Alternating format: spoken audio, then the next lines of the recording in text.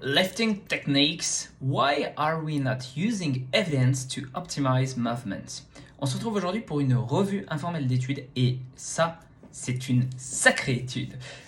En fait, je suis tombé dessus bien après ma vidéo sur le Jefferson Curl et elle est juste magique. En gros, j'ai souligné des passages, je vais te faire la traduction, voilà.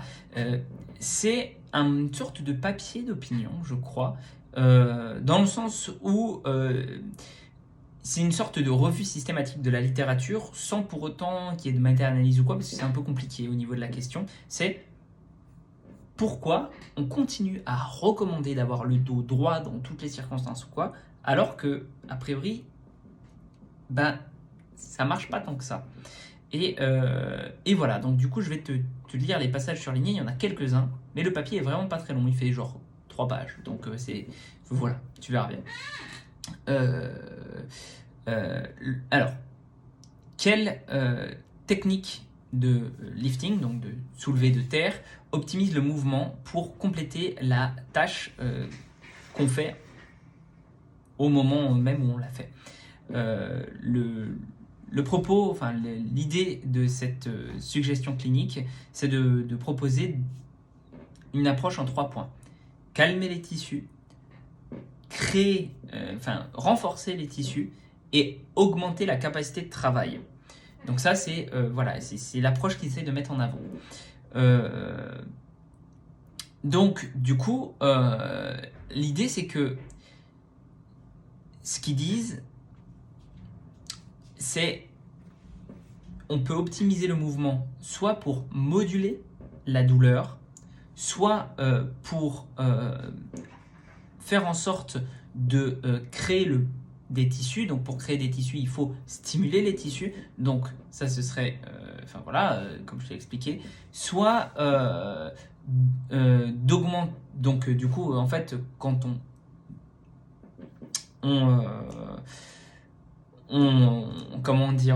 augmente, on va dire, le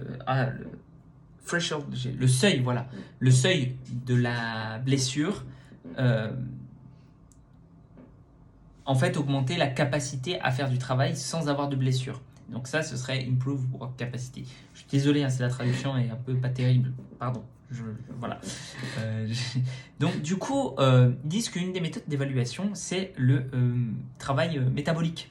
Donc comparons les 3 techniques, donc soit soulevé de terre dos rond, soit soulevé de terre en squat, soit soulevé de terre en semi-squat.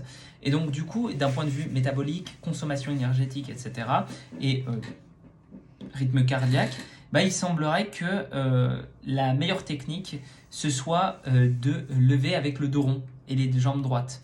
Ce qui semble normal, puisqu'en fait, on sollicite plus nos structures passives quand on fait ça. Donc, oui, du coup, métaboliquement parlant, ça a un intérêt de faire ça. D'un point de vue, ensuite, biomécanique, en fait, il semblerait que d'un point de vue biomécanique, il y ait très peu de différence au niveau au total au niveau des 3 techniques, parce que en fait, même quand on soulève d'un point de vue, on va dire, on soulève droit, dos droit, etc., avec suffisamment de charge, en fait, notre bas du dos est obligé de s'arrondir. Donc, il semblerait qu'il n'y a pas trop de problème à ce niveau-là. La technique en squat, en revanche, est optimale pour les quadriceps et l'activation des quadriceps. Donc, là où la technique en stoop, la technique dos rond, Jefferson Curl, est optimale pour les ischios et les lombaires, les extenseurs lombaires. Voilà, c'est ça que je cherchais. Donc, voilà, chaque muscle semblerait du coup être mieux sollicité par une variation. C'est vrai que c'est pas si mal d'avoir plusieurs variations. Après, moi, pour travailler mes quadriceps, je vais pas faire du soulevé de terre.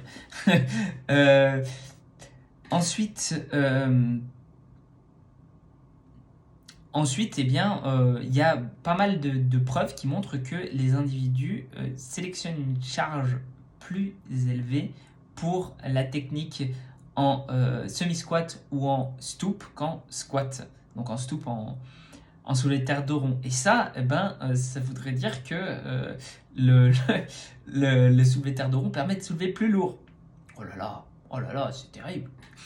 Je suis désolé hein, pour ceux qui commencent à être saoulés par cette histoire-là. C'est important d'avoir des preuves scientifiques et tout, et je trouve ça cool parce que je suis tombé sur le papier. Mais vous inquiétez pas, je ne vais pas encore vous saouler pendant longtemps.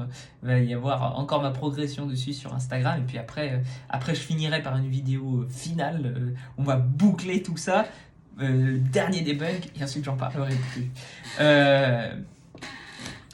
Les tac tac tac.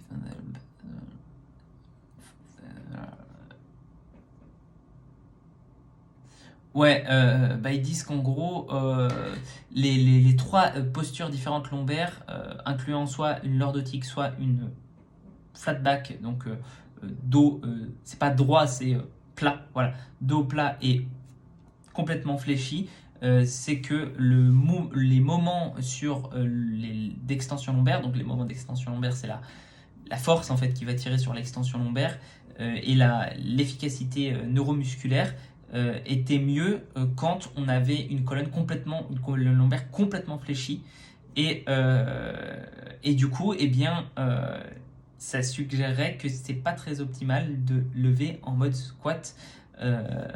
Donc ça va encore faire jaser. Ensuite, au niveau des hernies, bah, ils disent que c'est pas associé en fait au fait de soulever dos rond, dos droit, etc. Et parce qu'on peut pas le savoir, parce qu'en fait il y a plein de hernies spontanées qui sont indolores. Donc en fait, quand tu scannes quelqu'un, bah, qui soit fait, tu vas lui trouver une hernie en fait. Tu as de grandes chances de lui trouver une hernie, alors que ça peut ne pas du tout être lié à son mal de dos. Pom pom pom. Les cliniciens.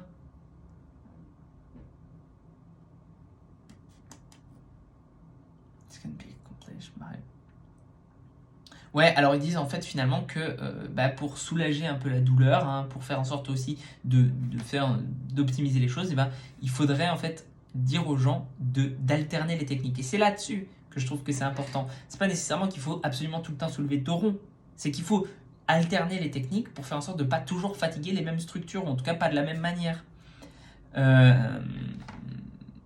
En plus, ça peut permettre du coup de désensibiliser un peu les tissus, comme tu les sollicites pas comme tu as l'habitude de les solliciter, et donc de calmer les tissus avant d'augmenter la charge derrière.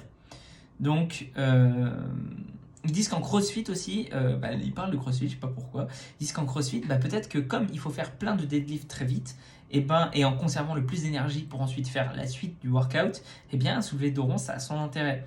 Je suis d'accord, mais il faut faire gaffe parce que les structures passives, elles sont un petit peu moins sensibles, et du coup, de façon générale, la blessure peut venir plus vite si on en enchaîne des tonnes. Tu vas me dire, mais attends, mais t'es pas l'avocat du dos rond? Si.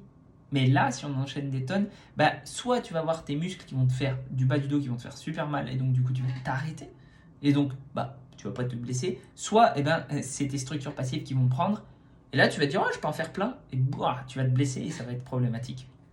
Donc moi j'aurais tendance à dire faites gaffe.